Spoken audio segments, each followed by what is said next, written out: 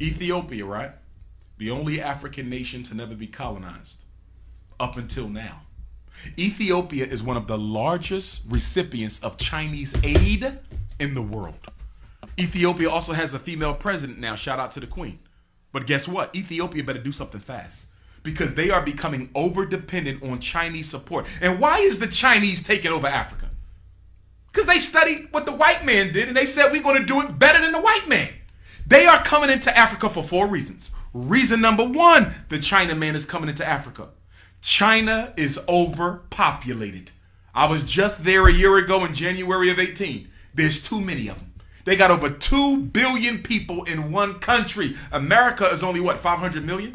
They got 2 billion. China is looking for unexploited lands where they can send their excess poor people. Africa is perfect. That's number 1. We got to reduce the population of China, so we're going to send all of our unwanteds to Africa. Same thing Britain did when they founded the 13 colonies. Second reason China taking over Africa, look at all the poor Africans.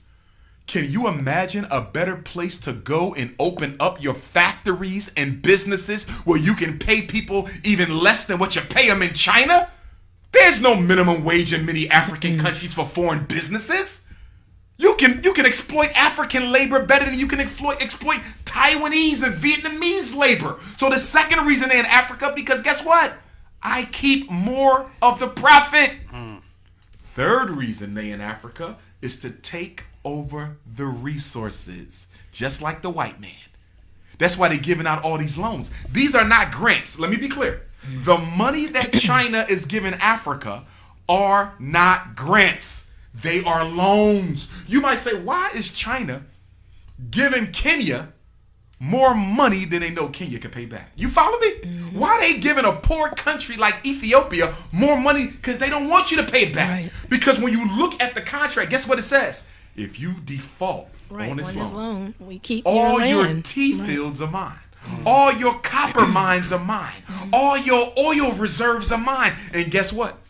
You already have an African nation that has defaulted on the loan. I think it was Kenya. But don't quote me. As a result of the default, China now owns all of a particular resource in that country. And the fourth reason that they are in Africa is to make the Africans dependent on them culturally, intellectually, educationally, and otherwise, because China plans to colonize Africa the same way the white man did. And I'm hurting by saying this, y'all. You know why I'm hurting? Because Patrice Lumumba died for Africa to be free. Thomas Sankara died for Africa to be free. Steve Biko died for Africa to be free. Chris Hani died for Africa to be free. Amilcar Cabral died for Africa to be free. And after all the blood that has been spilled, Dedan Kimathi died for Africa to be free. And after all the blood has been spilled, you mean to tell me 60 years after we kicked the white man out, you want to roll out the red carpet to the Chinese? It's like slavery all over again. It's slavery all over. Oh, but it's different now because guess what the Chinese are doing? They're adding a little twist.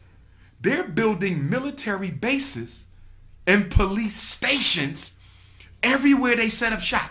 I'm going to be interviewed by Djibouti magazine next week.